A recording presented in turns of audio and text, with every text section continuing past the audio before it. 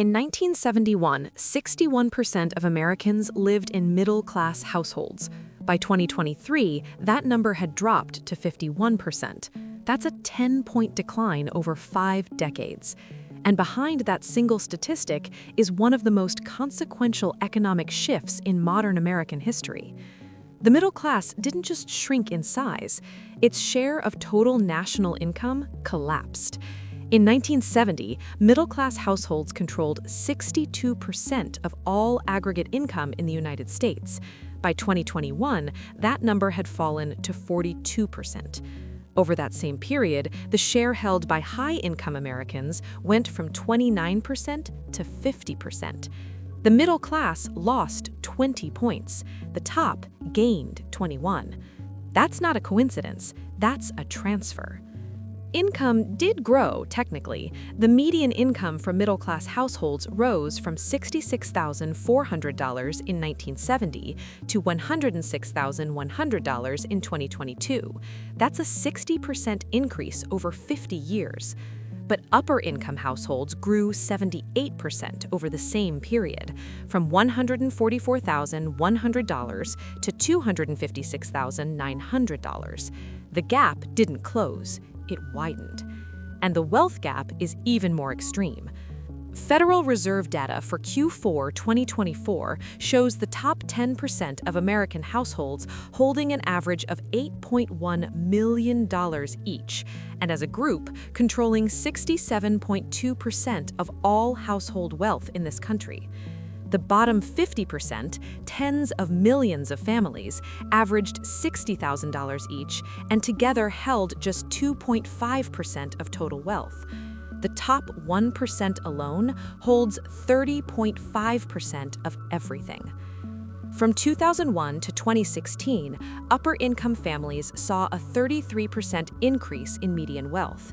Middle-income families over that same 15 years lost 20% of their median wealth. Lower-income families lost 45%. The wealth gap isn't a distant abstraction, it's built into the balance sheets of households across this country. In 1963, the wealthiest families held 36 times the wealth of families in the middle of the distribution. By 2022, that ratio had doubled to 71 times. During the COVID-19 pandemic alone, the wealth held by U.S. billionaires increased by 70%. The top 0.1%, roughly 133,000 households, saw their net wealth rise by more than $6 trillion over a 4-year period. The bottom 50%, all 66.6 million households combined, held $4 trillion in total net wealth. To understand how this happened, you have to go back to when it started.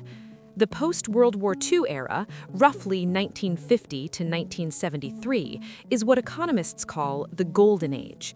Manufacturing jobs paid enough to buy a home and raise a family. Union contracts set wage floors that lifted the entire economy. Mean family income grew at 2.9% per year through the 1950s. In the 1960s, growth for the lowest income families hit 4.9% annually. It was broad, it was real, and it didn't last. The turning point was 1973, the collapse of the Bretton Woods monetary system, the Arab oil embargo, and the beginning of serious global trade competition hit simultaneously. Labor productivity growth slowed to 1.4% annually through 1995. The share of national income going to the top 1% nearly doubled. Average income for the bottom 90% of Americans didn't stagnate, it declined by 0.4% per year.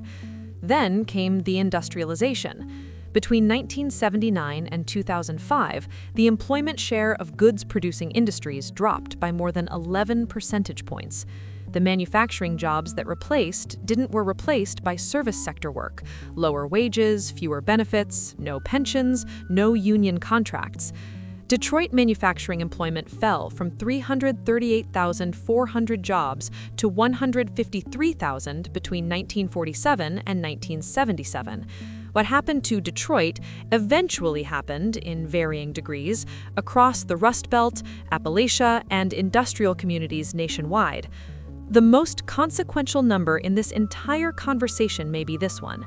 For children born in 1940, more than 90% went on to earn more than their parents. For children born in the 1980s, that figure is roughly 50%, a coin flip. Harvard economist Raj Chetty, whose research at Opportunity Insights tracked tens of millions of tax records, found the decline is even steeper when comparing sons to fathers, from 95% for the 1940 birth cohort to 41% for those born in 1984. His team also modeled what it would take to reverse it. Faster GDP growth alone doesn't get you there. If you restored 1940s level growth but kept today's income distribution, mobility only climbs back to 62%. To reverse more than 70% of the decline, you don't need more growth, you need that growth distributed more broadly. Chetty's conclusion: it is this very trend that underlies a lot of the frustration that people around the US are expressing, that this is no longer a country where it's easy to get ahead, even through hard work. Housing is where all of this lands hardest for middle-class families right now. The median home price exceeds $400,000. The median U.S. salary in Q3 2024 was $60,580. A family earning that income, with 10% down, can afford to purchase a home priced around $270,000. The math doesn't work. A National Housing Congress analysis tracking 390 metro areas found that nearly one-third now require double the salary needed to buy a home compared to 2019. Almost half, 45%, require a six-figure income to purchase a typically priced home. In Asheville, a civil engineer earning close to $100,000 cannot buy a house. In Seattle, in 2024, not a single tract occupation could afford to purchase a typically priced home. Middle-class households can afford the average home in just 52 of the 100 largest U.S. metros. On top of housing, Americans owe $1.84 trillion in student loan debt as of Q4 2025. The average federal borrower balance hit a record $39,633 in December 2025. Healthcare debt remains one of the leading causes of personal bankruptcy. Health and education costs have risen more than 160% since 1998, while overall inflation during that period was 58.8%. The things a family needs to stay middle class have become the most expensive risks they face. There is one counterargument worth stating directly. Researchers at the American Enterprise Institute published a 2026 analysis arguing that the middle class is shrinking because more people are moving up, not because they're falling behind. Using fixed purchasing power thresholds rather than relative income, they found the upper middle class expanded from 10% of the population in 1979 to 31% in 2024, while the poor and near poor dropped from 30% to 19%. Adjusted median family income, they note, rose 52% over that period. The methodological difference is real, but even within that more optimistic framing, the top 1% grew their share of national income from 5% to 9%, and the richest families now collect 19% of all income, up from 2% in 1979. Broad gains at the bottom and middle coexisted with extreme acceleration at the very top.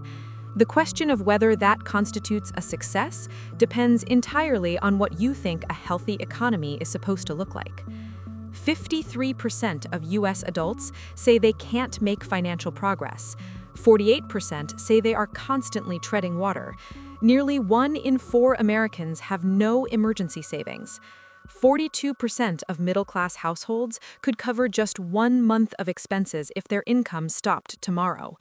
A middle class that once represented 61% of this country now represents 51%. That 10-point drop isn't just a statistic. It's the homes that became unreachable, the debt that became inescapable, and the generation that was told hard work would be enough and did the math on their own lives and found out the math had changed. Whether the system that produced this outcome is capable of correcting it and how long people are willing to wait to find out is the question the data cannot answer.